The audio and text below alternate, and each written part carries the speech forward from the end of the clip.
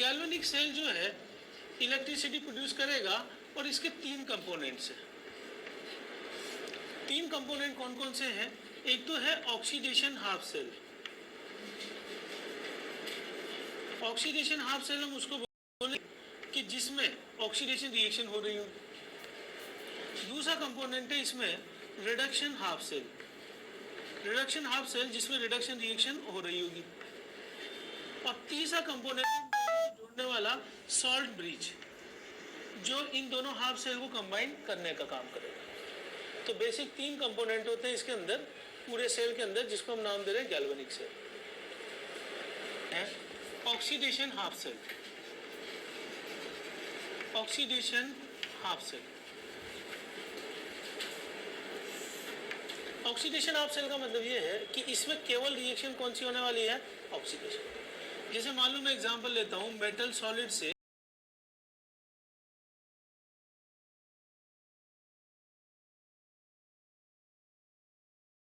भी इलेक्ट्रॉन का लॉस होगा, the reaction is called as oxidation. The loss of electron is oxidation. अगर मैं यहाँ पे इसके लिए सेटअप बनाया बन, सेटअप ये है कि सपोज मैंने यहाँ पे एक मेटल की रोड रख दी है और मेटल की रोड को मैंने जो है क्या किया है, यहाँ पे एक सॉल्यूशन में डिप कर दिया है और सॉल्यूशन कौन सा है? M+N एक्वस का। अगर ऐसा होने लग जाए कि मेटल इसके अंदर आने लग जाए, किसकी फॉर्म में? M+N की फॉर्म में। वो क्या रहा है? Metal atom converts into ion और सॉल्यूशन में गिर रहा है। ठीक है, अब जैसे ही इसमें कन्वर्ट होगा इलेक्ट्रॉन निकलेंगे, तो इलेक्ट्रॉन यहाँ कर और इलेक्ट्रॉन यहाँ से बाहर निकल जाएंगे। बाहर किसी और सेल को मिल जाएंगे इलेक्ट्रॉन जो यहाँ से निकल रहा है। जैसे ही यहाँ पे ऐसा होगा तो पॉजिटिव चार्ज बढ़ने लग जाएगा यहाँ पे, ठीक ना। तो पॉजिटिव चार्ज बढ़ेगा तो यहाँ पॉजिटिव और यहाँ रिलेटिवली कम पॉजिटिव, तो चार्ज का डिफरेंस जनरेट होगा यहाँ पे। तो जब भी चार्ज का डिफरेंस जनरेट होता है दो सरफेस के बीच में, तो पोटेंशियल डेवलप हो जाता है। तो इस सेल में जो पोटेंशियल डेवलप होगा, potential developed due to charge difference. Charge difference हो रहे कैसे? आयंस इसमें आते गए तो ये सॉल्यूशन पॉजिटिवली चार्ज होता गया, रिलेटिवली कम पॉजिटिव है, तो चार्ज का डिफरेंस जनरेट होगा दोनों के बीच में।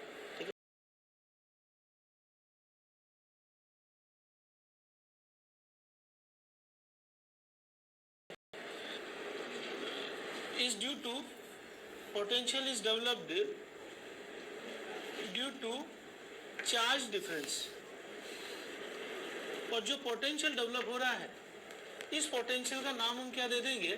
This is called as oxidation potential. ठीक, इसको मैं रिप्रेजेंट करूंगा शॉर्ट में OP, या फिर हम इसे लिख देंगे E से। तो इस सेल का E लिखने का तरीका क्या होगा? मैं यहाँ E साइन लगाऊंगा, E फॉर पोटेंशियल, और M से मैं क्या बना रहा हूँ? M+N। इनके बीच में एक वर्टिकल लाइन खींच देते हैं, वर्टिकल डिफरेंट फेज में। अगर दोनों कंपोनेंट सेम फेज में होंगे तो कोमा लगा के सेपरेट कर देंगे, और अगर डिफरेंट फेज में होंगे, ये सॉलिड ये एक्वस, तो हम वर्टिकल लाइन से इनको सेपरेट कर देंगे।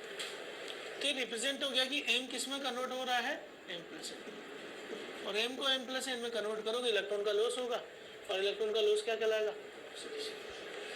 और तो बोलेंगे कि जिसमें रिडक्शन रिएक्शन हो रही होगी, रिडक्शन रिएक्शन से M+N और इसमें N इलेक्ट्रॉन मिल जाए तो मेटल M बना दे।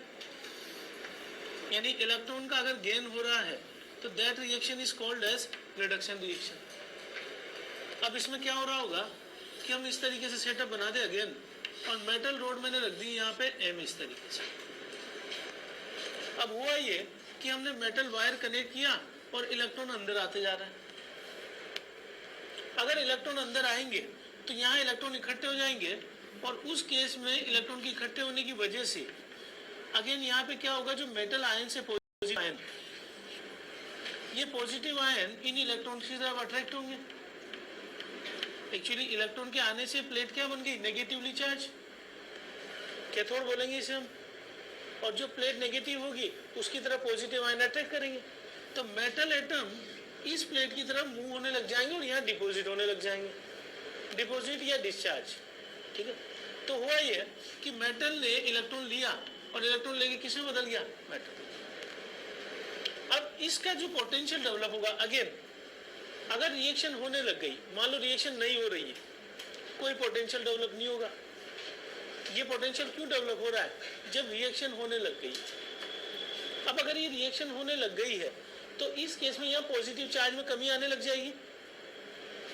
तो पॉजिटिव चार्ज में कमी आएगी तो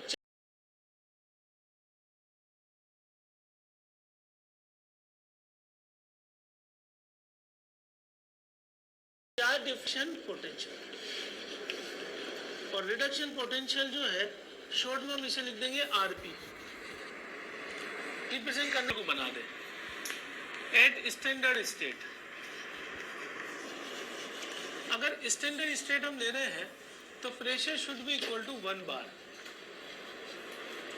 concentration should be equal to 1 molar, और temperature could be taken as any temperature but generally 25 degree centigrade is preferred, but generally 25 degree centigrade is taken as a standard temperature। और मान लो जो setup मैंने बनाया है वो इन कंडीशंस पे बनाऊंगा, तो जो ऑक्सीडेशन पोटेंशियल इसी को ही मैं क्या नाम बोलने लग जाऊंगा, एसओपी। एसओपी का मतलब स्टैंडर्ड ऑक्सीडेशन पोटेंशियल। यानी इन दोनों में क्या फर्क है वो समझ लो। अगर कंडीशंस अदर देन दिस होगी, कॉन्सेंट्रेशन 1 मोलर से अलग हो गई, तो फिर उस सेल को मैं स्टैंडर्ड सेल नहीं बोलूंगा। स्टैंडर्ड सेल हम तभी बोलेंगे जब ये कंडीशन फॉलो अप हो रही होगी। इन कंडीशन पे सेल बना दिया तो स्टैंडर्ड सेल बन जाएगा, ये नहीं है तो फिर वो नॉन जनरल सेल बोलते हैं उसे।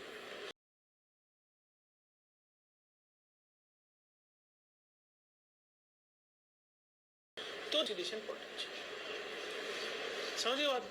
और इसको रिप्रेजेंट करने का तरीका है, मैंने अभी प्रेजेंट किया था इसको, ई को m से m+m। तो स्टैंडर्ड ऑक्सीडेशन पोटेंशियल इसमें हम नोट लगा देंगे साइन में m से m+m। तो कहीं पर अगर पोटेंशियल के ऊपर नोट साइन लगा हुआ है तो फिर वो कौन सा वैल्यू है, स्टैंडर्ड ऑक्सीडेशन। और it is inverted tube,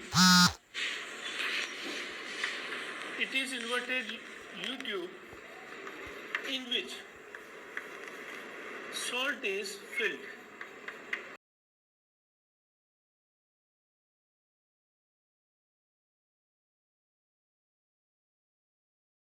HCl या NaNO3 with agar-agar paste, agar-agar paste। अब एक्चुअली जो अगर अगर पेस्ट होता है it is derived from algae and it is gel type substance. तो जो इसका मेन फंक्शन है अगर अगर का, वो एक तरह से गाढ़ा सॉल्यूशन, विस्कस सॉल्यूशन भरने के लिए काम आता है। ट्यूब किस तरीके से है, इस तरह की ट्यूब होती है इन्वर्टेड यू ट्यूब, और जिसमें हम सॉल्ट को भर देते हैं यहाँ पे अगर अगर के साथ। ठीक, क्योंकि सॉल्ट भरा होता है इसलिए हम बोलते हैं इसे सॉल्ट ब्रिज। और ब्रिज हम इसलिए बोलते हैं इसे क्योंकि जो हमारे दो कंपार्टमेंट होते हैं oxidation and reduction of cell, उसको कंप्लीट करने के काम आता है, उसको जोड़ने के काम आता है। ब्रिज का काम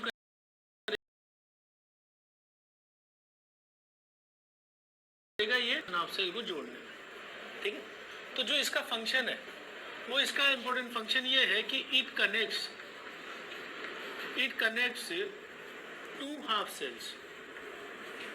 ठीक, और दूसरा ये है कि it completes internal circuit, it completes internal circuit. Internal circuit का मतलब ये है कि जब हम बाहर मेटल की जब रोड लगाते हैं तो metal rods are connected by metal wire. तो बाहर तो मेटल वायर होता है, लेकिन इंटरनल सर्किट को जोड़ने के लिए हम यहाँ पे क्या यूज करते हैं, सॉल्ट ब्रिज। अब सॉल्ट ब्रिज का क्यों यूज कर रहे हैं,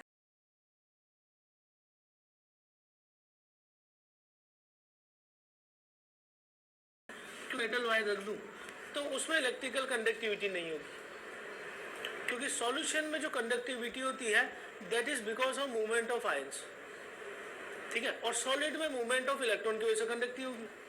तो यहाँ तो मेटल वायर रखने से काम चल जाएगा एक्सटर्नल सर्किट में, पर इंटरनल सर्किट में मैं मेटल वायर नहीं रख सकता, तो इसलिए हम मेटल वायर की जगह रखते हैं एक सॉल्यूशन भरी हुई यूट्यूब, ठीक है, जिसे हम क्या नाम दे रहे हैं, सॉल्ट ब्रिज।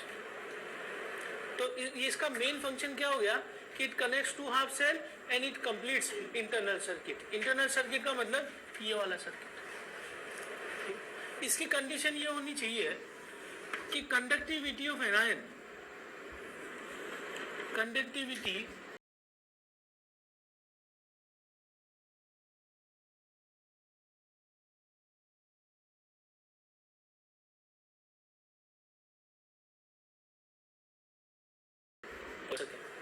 और जितनी तेजी से मूव करेंगे उतना ही ज्यादा इलेक्ट्रिसिटी को फ्लो करने की टेंडेंसी होगी। तो हम सॉल्ट ब्रिज इसलिए रख रहे हैं क्योंकि वो 100% टूट जाएगा सॉल्ट आयंस में, और आयन ऐसे चूज करेंगे जो आसानी से मूव कर सके, ठीक ना, और उनकी कंडक्टिविटी हाई हो। इसमें एक चीज का हमें ध्यान रखना पड़ता है, note, if any of the half cell, any of the half cell contains Ag plus oblique Hg2 plus 2 oblique Pb+2, क्या करेगा कि जब मैं सॉल्ट ब्रिज को रख दूंगा यहाँ पे तो वो इस सॉल्यूशन को यहाँ नहीं आने देगा, ठीक है ना, क्योंकि हम यहाँ पर जो है कॉटन वूल लगा देते हैं या फिल्टर पेपर लगा देते हैं, ठीक। तो कॉटन वूल की वजह से जो भी सॉल्ट ब्रिज का डायग्राम बनाया ना आपने थोड़ी देर पहले, तो उसमें आप यहाँ पर कॉटन वूल कर देना, ठीक है ना। जो आपने डायग्राम बनाया है इसमें आप क्या करेंगे, यहाँ पर इस तरीके से बंद कर देंगे इसे कॉटन वूल से। तो कॉटन वूल क्या काम करेगा कि सॉल्यूशन को मिक्सिंग से रोकेगा, मतलब इधर गिरने से बचाएगा। और सॉल्यूशन वैसे ही हमने कौन सा भरा हुआ है, गाढ़ा सॉल्यूशन, विस्कस सॉल्यूशन विद अगर अगर पेस्ट, ठीक ना। तो हम ये चाहते हैं कि एक तो सर्किट भी कंप्लीट हो जाए और लिक्विड में इस सिंपल ग्लास ट्यूब को नहीं लगाकर हमने क्या लगाया है, सॉल्ट। उसका डेनियल सेल, डेनियल सेल में जो हम दो हाफ सेल बनाते हैं वो बनाते हैं जिंक और कॉपर की हेल्प से। अब ऐसा होता है कि zinc is more reactive metal, ये तो हमें याद रखना पड़ेगा कि ज्यादा रिएक्टिव कौन सा, ये बाद में हम एक सीरीज भी पढ़ेंगे इलेक्ट्रोकेमिकल सीरीज, उससे भी पता चल जाता है कि which metal is more reactive. तो reactivity wise zinc is more reactive. तो ऐसा होता है कि जो मेटल मोर रिएक्टिव होता है उसकी इलेक्ट्रॉन देने की टेंडेंसी, तो इलेक्ट्रॉन देने की टेंडेंसी इसकी ज्यादा है, तो इससे इलेक्ट्रॉन कॉपर तक पहुंचेंगे, ठीक है ना। तो इसका मतलब ये हुआ कि जो मेटल ज्यादा रिएक्टिव होगा वो कंपैरेटिवली इलेक्ट्रॉन देने की टेंडेंसी ज्यादा रखेगा, तो उसका ऑक्सीडेशन होने वाला है और दूसरे का क्या होने वाला है, रिडक्शन। अगर मान लो मैं कॉपर को सिल्वर के साथ कंबाइन कर दूं तो कॉपर इज मोर रिएक्टिव, तो फिर इलेक्ट्रॉन का फ्लो किधर से किधर होगा, कॉपर से इलेक्ट्रॉन की तरफ। डेनियल सेल को कैसे बनाया जाता है, सबसे पहले हम क्या करते हैं, हम यहाँ पे लेते हैं जिंक रोड, ठीक, और जिंक रोड के साथ हम इधर रख देते हैं, सपोज यहाँ मैं रख देता हूँ कॉपर, ठीक।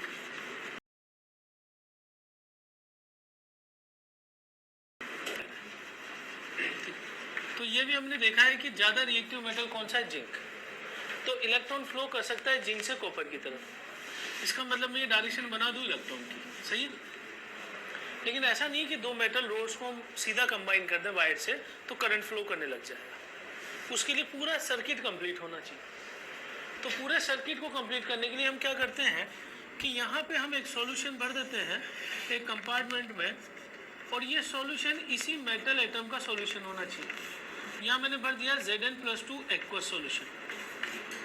कोई भी सॉल्ट ऐसा ले लिया जो टूट कर क्या देता हो, Zn+2। सिमिलरली मैं इधर कंपार्टमेंट में सॉल्यूशन भर लूंगा इस मेटल एटम का, यानी कि कॉपर+2 का, तो कॉपर+2 एक्वस सॉल्यूशन। अब कंबाइन करने के बाद अगली चीज आती है कि इंटरनल सर्किट को कैसे कंबाइन करें। तो इंटरनल सर्किट को कंबाइन करने के लिए यहाँ हम इन्वर्टेड यू ट्यूब रख देते हैं और इसमें हम भर देते हैं सॉल्ट। मान लीजिए मैंने सॉल्ट भर दिया यहाँ पे KCl, K plus Cl minus, इस तरीके से। और इसमें ये विद अगर अगर पेस्ट भरा हुआ है गाढ़ा सॉल्यूशन जेल के फॉर्म में, और यहाँ पर हमने कॉटन वूल लगा दिया इस तरीके से। अब सॉल्ट ब्रिज का काम ये हुआ कि उसने इंटरनल सर्किट को कंप्लीट कर लिया। एक्सटर्नल सर्किट मेटल वायर से जुड़ा हुआ है, मेटल प्लेट्स को। अब जैसे ही हमने इसको कंप्लीट करके छोड़ा, यह रिएक्शन स्टार्ट होगी। रिएक्शन कैसे स्टार्ट होगी कि इलेक्ट्रॉन इस प्लेट पे पहुंचेंगे तो इस प्लेट पे नेगेटिव चार्ज आ जाएगा। जिस प्लेट पर नेगेटिव चार्ज आता है that is called as cathode plate. तो अपोजिट वाली प्लेट क्या बन जाएगी, दिस इज एनोड प्लेट। पता लग गया ये। जैसे ही इलेक्ट्रॉन इस प्लेट पे आके इकट्ठे होंगे तो इस सॉल्यूशन में जो कॉपर +2 आयंस है वो पॉजिटिवली चार्ज है इलेक्ट्रॉन की तरफ मूव करेंगे। अगर ये मूव किए तो कॉपर +2 और 2 इलेक्ट्रॉन मिलकर क्या बनाने लग जाएंगे, कॉपर मेटल। ये एक्वस, ये सॉलिड। ठीक, यानी कि टाइम के साथ क्या होने लग जाएगा कि कॉपर +2 की कॉन्सेंट्रेशन में कमी आती जाएगी, डिक्रीजेस, और इस रोड का मास बढ़ता जाएगा, mass of copper rod increases. क्यों? क्योंकि कॉपर आयन यहाँ आके डिपॉजिट होने लग गए, ठीक है, और इसमें इलेक्ट्रॉन का गेन हो रहा है। तो this reaction is called as reduction. और जिस सेल में रिडक्शन होता है हम उस सेल को क्या नाम देते हैं, रिडक्शन हाफ सेल। तो ये तो गया रिडक्शन हाफ सेल। साइमल्टेनियसली क्या होगा कि इस रोड में जो जिंक एटम है वो जिंक एटम इस सॉल्यूशन में आ जाएंगे Zn+2 की फॉर्म में। तो जिंक जैसे ही कन्वर्ट होगा Zn+2 में, साथ में बैलेंस करने के लिए 2 इलेक्ट्रॉन कहाँ निकल जाएंगे, जिंक तो इधर आ जाएगा और इलेक्ट्रॉन इस प्लेट से होते हुए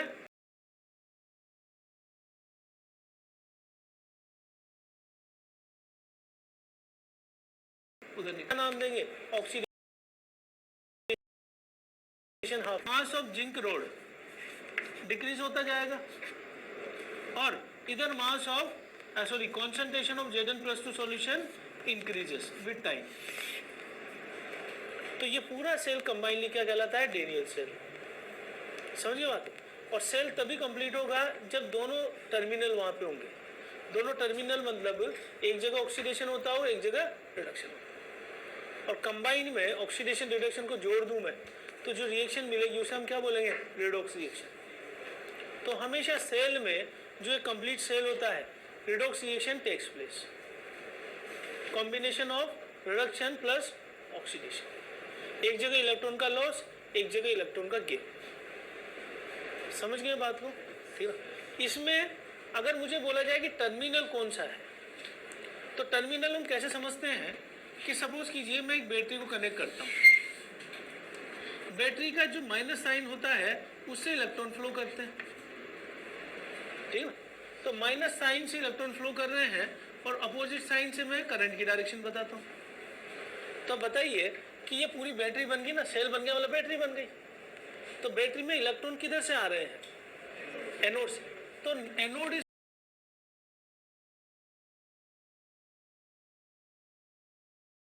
कोल्ड है। ये थोड़ा सा उल्टा बात है। प्लेट चार्ज वाइज तो पॉजिटिव प्लेट कहलाती है, चार्ज वाइज, लेकिन बैटरी वाइज ये नेगेटिव टर्मिनल कहलाता है। चार्ज वाइज कैथोड कौन सी प्लेट है, नेगेटिव प्लेट, लेकिन बैटरी के पॉइंट ऑफ व्यू से कौन सी कहलाती है, पॉजिटिव टर्मिनल। ये उल्टी पॉइंट है कि पॉजिटिव टर्मिनल हम कहेंगे कैथोड। अब रिएक्शन कैसे हो रही है वो देखो। एनोड पे कौन सी रिएक्शन होगी, एनोड पे हमेशा कौन सी रिएक्शन होगी, ऑक्सीडेशन। ऑक्सीडेशन का मतलब क्या होगा, इलेक्ट्रॉन का लॉस। तो मैं रिएक्शन लिख दूं यहां से, जिंक से क्या बन रहा है, Zn+2 +2 को मैं क्या बोलूंगा, तो ऑक्सीडेशन अगर हो रहा है तो मैं इसे क्या बोलूंगा, SO2। और रिप्रेजेंटेशन क्या करूंगा, SO2 = E0। ये मैंने लास्ट क्लास बताया था कि जिंक से क्या बन रहा है, Zn+2। मैंने एक सिंगल वर्टिकल लाइन लगा दी दोनों के बीच में। क्यों? क्योंकि दोनों अलग अलग फेज में है, तो सिंगल वर्टिकल लाइन। उसके बाद हम देखें कैथोड। तो कैथोड में रिएक्शन कौन सी होगी? रिडक्शन मतलब इलेक्ट्रॉन का गेन। तो copper plus 2 acquires 2 electron to form copper metal. Physical state ये सॉलिड, ये एक्वस, ये सॉलिड।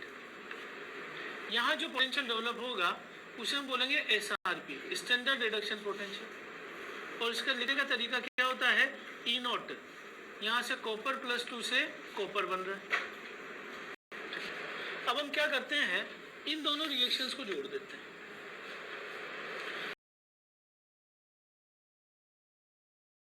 दोनों तो ये इंश्योर करते हुए कि इलेक्ट्रोड दूं तो आ जाएगा मेरे पास जिंक सॉलिड प्लस यहाँ से कॉपर प्लस 2 एक्वस से Zn plus 2 aqueous plus copper solid. अब हम एक काम करेंगे, इस रिएक्शन को हम नाम देंगे नेट रिएक्शन, या फिर हम इसको एक और नाम दे सकते हैं रिडॉक्स, क्योंकि रिडक्शन प्लस ऑक्सीडेशन का सेम क्या होता है? होने वाली नेट रिएक्शन क्या होती है? Redox reaction. इसमें हम ये देखेंगे कि इलेक्ट्रॉन हमने कितने कैंसिल आउट किए। जोड़ते समय मैंने इलेक्ट्रॉन कितने काटे हैं? तो मैं एक नंबर डिफाइन कर रहा हूं n। यहाँ इलेक्ट्रॉन्स इन्वॉल्व इन रिएक्शन,